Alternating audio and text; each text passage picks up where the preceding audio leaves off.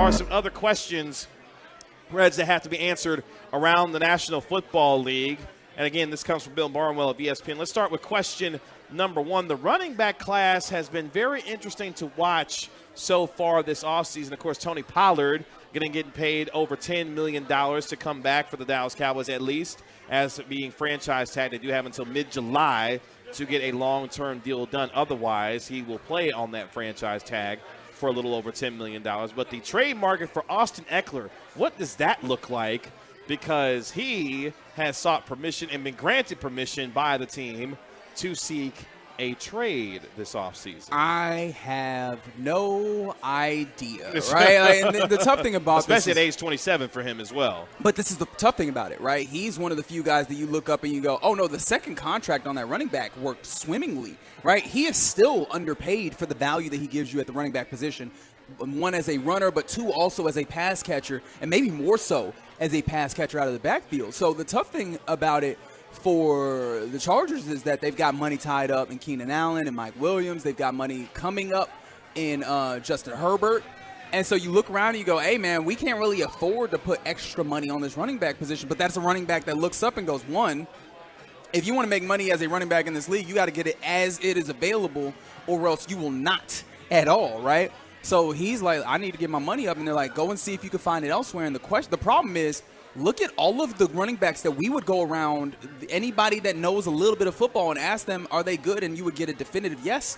And they are also out here talking about go see if somebody else will pay you, right? You talk about Derrick Henry has been mentioned as a guy who has been shopped. Dalvin Cook has been mentioned as a guy who has been shopped, right? All these guys that are no longer on their rookie contract, I don't know where you go to get that demand to build that market for them. And that's the tough part about this league right now and the decisions that have been made. And actually, to go back to that Damian Lillard conversation, this is the tough part about as all these teams and all these sports have been further corporatized, you narrow the scope on it, and there's very few teams out here that are out here making decisions based off of, we just need to be some level of good. Everybody's making decisions on how do we be maximum efficient, right? Everybody's in spreadsheets and these things, and I don't necessarily mean that entirely pejoratively, but that ends up being it creates a homogeneity in think. You know what I mean? Yeah. So everybody thinks that they have to do it the exact same way, and the tough part about that for running backs is that means everybody believes that we should not pay your position. So the guys who honestly should deserve that money at that position, I don't know that there's anybody out there, because if there's one person that believes you shouldn't be paid, everybody believes that you shouldn't be paid. And so I don't know who you go to and say, are you willing to pay me? And they say yes. Austin Ekeler, who has vastly outplayed his 4-year, $24 million deal. The advanced numbers love Austin Ekeler's work. For example, from Bill Barnwell, for a back who was once considered too small to play near the goal line, he has scored 12 touchdowns on 17 carries inside the 3-yard line, generating 3 conversions more than an average back would have in the same spots per NFL next-gen stats. So Austin Ekeler, who has been not just a baller in the running game, but also in the passing game as well. Him and Christian McCaffrey, very comparable numbers when it comes to their abilities to make it happen in the passing game. But again, at age 27, how much more is in Austin Ekeler at this point in his career, and what team will be willing to maybe pay him a little bit more money given the play that he has displayed, but also relative to his age and what that means for him going forward in his career. I love this second question from Bill Barnwell because it's a very interesting one given what this team just did and the quarterback that they have, and it goes to the Kansas City Chiefs. Are the Chiefs putting Patrick Mahomes at risk? Now, here's how Barnwell starts off this answer to this question. Speaking of Juju Smith-Schuster, let's get to the defending champs. 1 year after trading Tyreek Hill to the Dolphins and winning a Super Bowl anyway, Coach Andy Reid and company were comfortable walking away from another key offensive player this offseason. Now they also let go of Orlando Brown Jr. after franchise tagging him a year ago. Now, they did bring in Jawan Taylor on a $60 million deal over the next 3 years. That will pay him $60 million over the next 3 years. But at the same time, you're looking at what he has left on that wide receiving core. Mecole Hardman's a free agent. Yes, you still have Travis Kelce there. But there are some questions with this wide receiver room. Now, guys like Sky Moore and others are going to have to step up a little bit more going into this upcoming season. Can he continue to elevate what is this group here, or do they find themselves possibly going and get a DeAndre Hopkins maybe, which has been a possible winner? Hey, shout out to Artolo walking across the table right now. Yes, sir.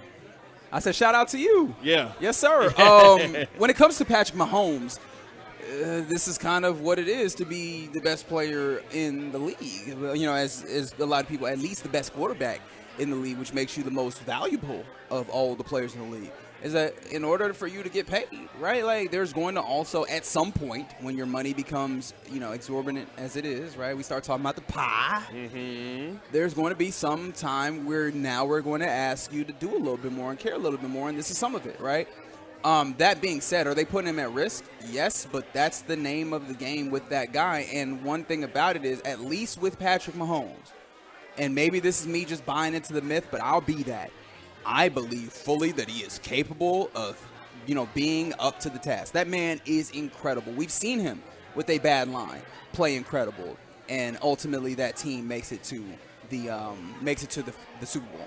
We've seen him with lesser talent at wide receiver and as pass catchers, and ultimately make it to the Super Bowl. Right? You're going to pair those things together. The difficulty's up, right? We move it up from pro to maybe all Madden, right? If we're going to talk about it in those ways. But the fact of the matter is, that's part and parcel with having that level of talent. And you hope that that gives you a little bit more leeway, a little bit more margin to have the team building be that way.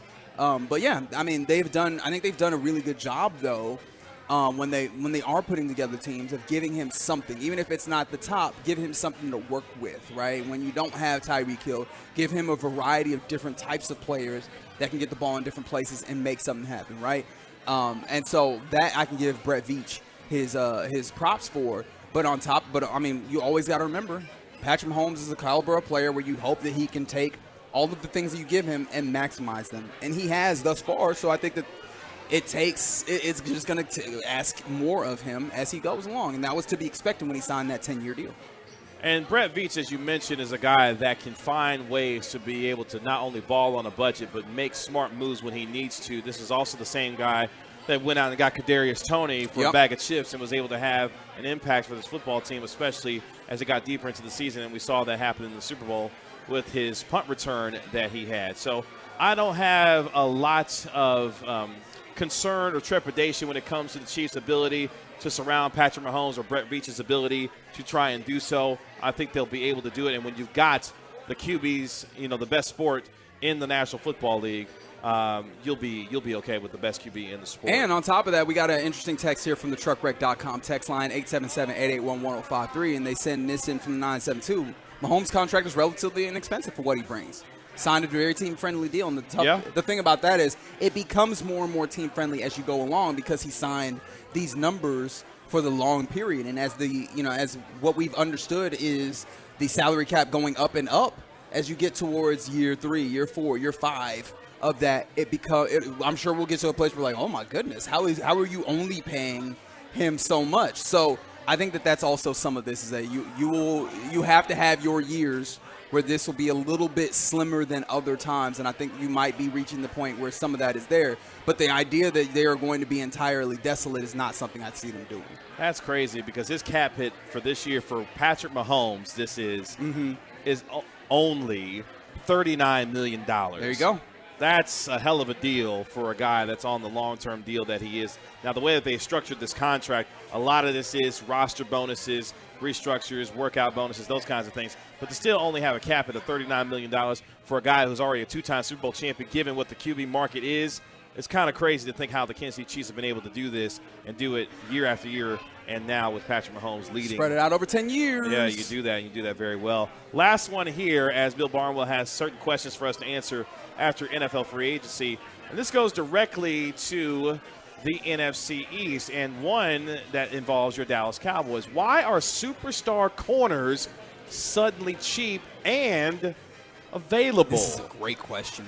And I don't think that I got into seeing what our guy Bill Barnwell was saying about it, because I'm very interested in his theories on it, right? The tough thing about it is, at least from my perspective, that is a position of great need, and that is a position where I don't know that you have a ton of cornerbacks that you could say are at the top level. So in theory, right, if you go from a very basic market analysis, you would think that would be something that was costly. But I guess we've also seen young players be able to step in and be good, right? Sauce Gardner was immediately one of the best cornerbacks in the league. So maybe there are some assumptions going on that you can go and get another one that will play at a high level. I mean, Tariq Woolen also rookie year, right? So maybe you're seeing that the league is making assumptions that guys that are at that level or that are cornerbacks, you can get them in the draft and they will immediately be able to be some level of effective. So then that would drive down the necessity of overpaying or paying really high numbers on proven cornerbacks. Maybe that is one. I mean, that's the best guess that I can give you off the top of my head. Well, just think about it. Just a few short years ago, Jalen Ramsey was traded for 2 first-round picks from Jacksonville to Los Angeles, and now he goes for a third. You think about a former Defensive Player of the Year, and Stephon Gilmore back in 2019 goes for just a 5th-round pick. I think in the case of both the Colts and the Rams, the Colts will start off with because they're in transition mode. They're not necessarily in a position where they can keep an aging corner who is going to be making nearly $8 million and be in a position to feel like that's the best use of their resources at this point. Sure. So you were able to take advantage of a team in transition that were looking to continue to build draft capital as they continue to reshape their roster, especially with new head coach Shane Steichen taking over there. But for the Rams and what they were trying to do, this was all about not only trying to get a little bit younger, but also alleviating salary cap restrictions that have obviously plagued them when they decided to go all in and going for the Jalen Ramseys, getting the Matthew Staffords and everything that they did. So you view it as circumstantial. You're just going to have circumstances that have made it so that you've had I think this is more so two very isolated situations that made these two corners available, specifically with Jalen Ramsey going for a 3rd-round pick. He had a desired location where he wanted to go to in Miami. They were able to facilitate that. And Miami looked at their situation and said, we compare him with Xavier Howard, and arguably we have the best tandem at corner in the National Football League, and be able to do so for just a 3rd-round pick for a guy that's still under 30. Yeah, you make that move for the Miami Dolphins. So I think two very isolated situations when it comes to what the Rams and the Colts were dealing with that allowed the Cowboys and the Dolphins to take advantage of certain situations and be able to move forward there. But obviously a lot of questions still to be answered this offseason, what the second week of free agency will look like going into next week. Will the Cowboys be players when it comes to certain individuals who are still available, like the services of a Bobby Wagner, Odell Beckham Jr., among several free agents still available going into the second week of free agency? Not going to lie, that car bomb just said what's up.